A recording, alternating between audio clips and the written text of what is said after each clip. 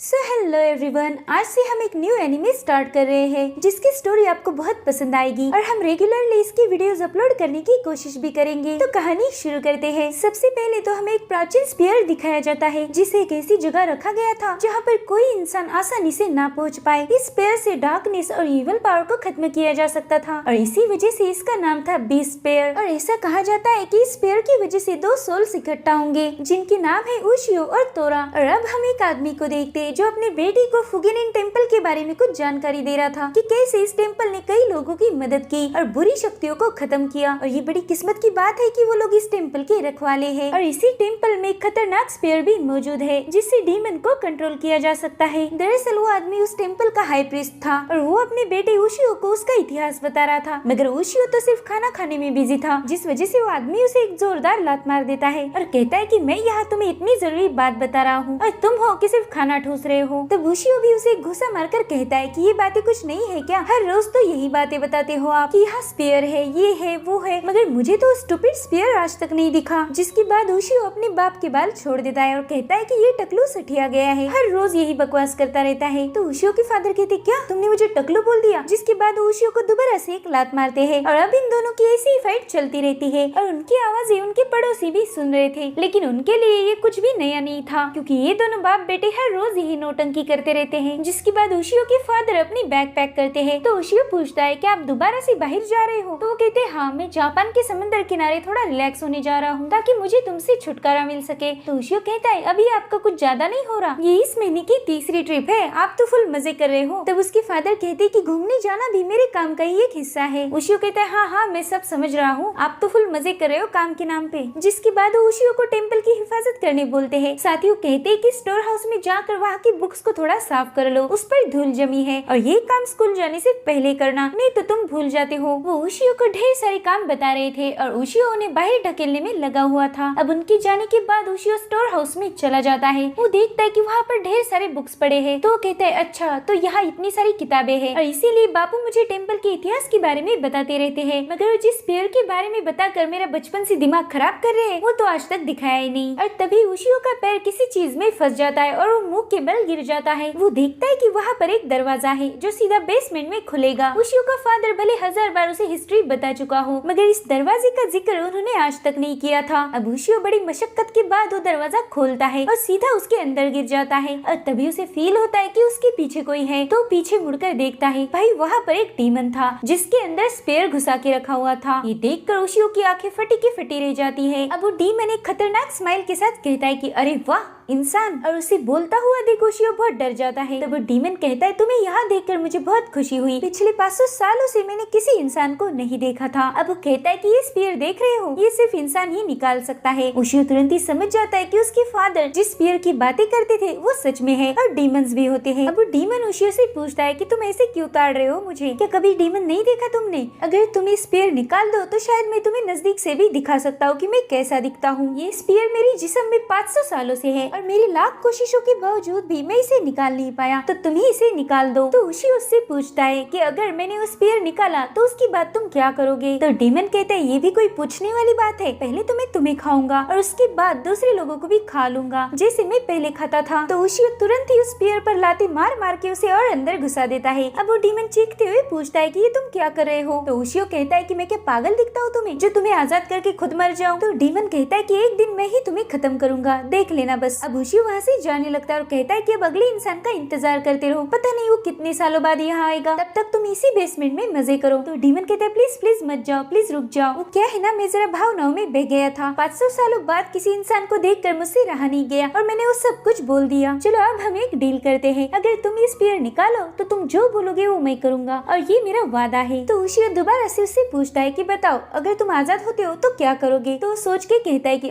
पहले तो मैं तुम्हें खाऊंगा। ये सुनकर उशियो वहाँ से जाते हुए कहता है कि कोई पागल ही रहेगा जो इंसान खाने वाले मॉन्स्टर को आजाद करेगा। जिसके बाद वो बेसमेंट को क्लोज करने लगता है और वो डीमन उससे कह रहा था कि मैं तुम्हें नहीं खाऊंगा लेकिन बाकी इंसानों को तो खा ही सकता हूँ ना, आखिर वो तुम्हारे कौन लगते हैं, तुम क्यों उन्हें बचाना चाहते हो, या फिर तुम्हारी किसी से दुश्मनी है तो मैं उसे भी खा सकता हूँ। मगर उशियो उसकी एक नहीं सुनता और सीधा वहाँ से स्कूल चला जाता है। मगर वो उसी के बारे में सोच रहा था, उसे यकीन नहीं हो रहा था कि वो डीमन 500 सालों से वहाँ पर कैद है। और तभी वहाँ पर उसकी दोस्त उसे मिलती है, उसका नाम इनोवे था। उससे पूछती है कि तुम्हारे चेहरे का रंग क्यों उड़ा है उशियो, क्या मसला है? मगर उशियो कहता है कि ऐसी कोई बात नहीं। और तभी वहाँ पर नाकामुरा आ जाती है। वो इनकी और एक दोस्त थी। वो कहती है कि उशियो तो बेवकूफी है, भला तुम उस पर ध्यान क्यों दे रही हो? जिसके बाद वो उशियो से पूछती है कि उशियो तुम मेरी नोटबुक लेकर आए हो, लेकिन वो तुरंत ही समझ जाती है कि उशियो आज भी नोटबुक लाना भूल गया है। तो कहती कि अब तो मुझे तुम्हारे घर आकर ही नोटबुक लेनी होगी। जिसके बाद उशियो क्लास में भी एक घटिया सी ड्राइंग निकालता है उस डीमन की, और क्लास के लड़के उसे चिढ़ाने लगते हैं। तभी नाकामुरा उशियो को डिफेंड करने लगती है, मगर वो नाकामुरा को ही डांट देता है, जिस वजह से नाकामुरा उसकी अच्छी सी धुलाई करने लगती है। अब उशियो सॉकर खेलने जाता है, जिसमें वो काफी अच्छा था और ये बात सभी को पता थी। साथ ही नाकामुरा उसकी बहुत अच्छी दोस्त भी थी, मगर वो हर रोज उसकी मार खाता था। अब स्कूल के बाद उशियो घर आ जाता है। थोड़ी देर बाद नाकामुरा और इनोवी उसके घर जाने लगती है। वो नोटबुक लेने के लिए वहाँ आ रही थी। नाकामुरा कहती कि आजकल तो भलाई का जमाना ही नहीं रहा, नोटबुक भी हम ही दे और वापस भी लाने के लिए हम ही जाए। जिस पर इनोवी कहती कि मुझे तो लगा था कि तुम खुश होगी क्योंकि तुम उशियो के घर जा रही हो। नाकामुरा कहती कि भला मैं क्यों खुश होने लगी, मुझे तो बिल्कुल भी पसंद नहीं है। अब वो उशियो को आवाज देकर बाहर बुलाते हैं। उशियो आता है और देखता है कि उनके आसपास बड़े बड़े डीमंस हैं, लेकिन उन दोनों को डीमंस नहीं दिख रहे थे, वो बस उशियो को ही दिख रहे थे। वो समझ जाता है कि ये सब उस डीमन की वजह से हो रहा है, तो जल्दी से बेसमेंट में आ जाता है और उससे पूछता है कि बताओ तुमने मेरे आंखों पर कौन सा स्पेल डाला है। तब वो डीमन कहता है कि वो सारे कीड़े और फिश डीमंस मेरी डिमोनिक ऑरा की वजह से यहाँ आए हैं। पिछले 500 सालों से मेरी ऑरा यहीं पर कैद थी,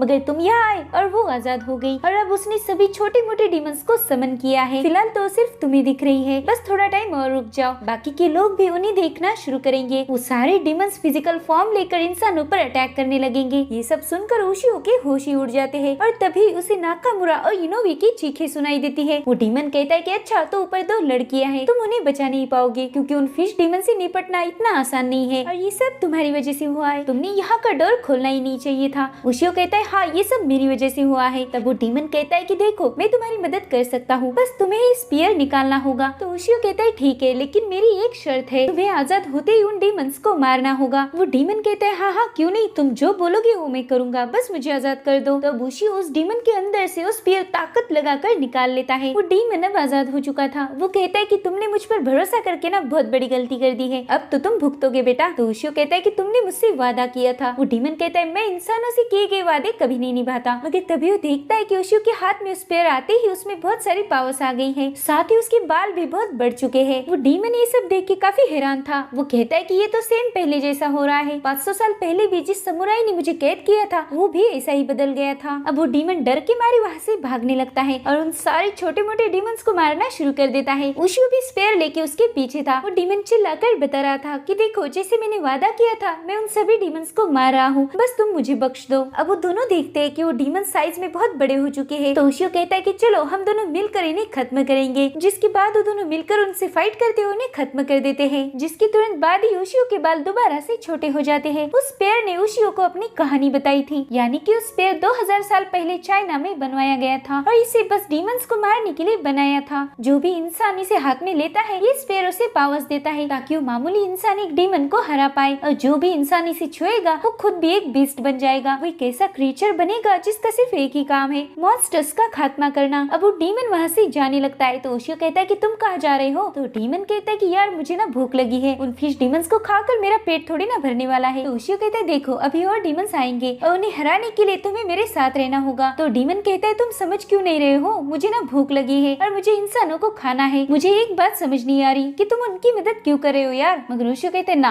तुम यहाँ से कहीं नहीं जा रहे हो। उन दोनों की बातें नाकामुरा और इनोवे भी चुपके से सुन रही थी। वो देखती कि उशियो उस डीमन को अपने कंधे पर बिठाकर घर ला रहा था। उशियो कहता है कि मुझे ना तुम्हें एक नाम देना होगा, चलो आज से तुम्हारा नाम तोरा रखते हैं। तोरा का मतलब टाइगर होता है और तुम एक टाइगर जैसे ही दिखते हो। तो डीमन कहता है नो बिल्कुल नहीं, मुझे ये नाम बिल्कुल भी पसंद नहीं आया। वो डीमन दिल में ही कह रहा था कि बेटा तुम रुक जाओ, मौका मिलते ही मैं तुम्हें मार दूंगा। साथ ही उशियो भी सोच रहा था कि उसने इतने भयानक डीमन को खुला नहीं छोड़ना चाहिए, नहीं तो वो कयामत ढाएगा। तो डिसाइड करता है कि एक दिन वो फिर से उसमें स्पीयर डालकर उसे कैद कर देगा। तो इस तरह से 2 दुश्मनों की एक टीम बन चुकी थी जो डीमंस का खात्मा करेंगे। और इसी के साथ ये एपिसोड यहीं पर खत्म हो जाता है। आई होप आपको ये वीडियो पसंद आई होगी। See you soon in the next video. तब तक के लिए बाय बाय, टेक केयर।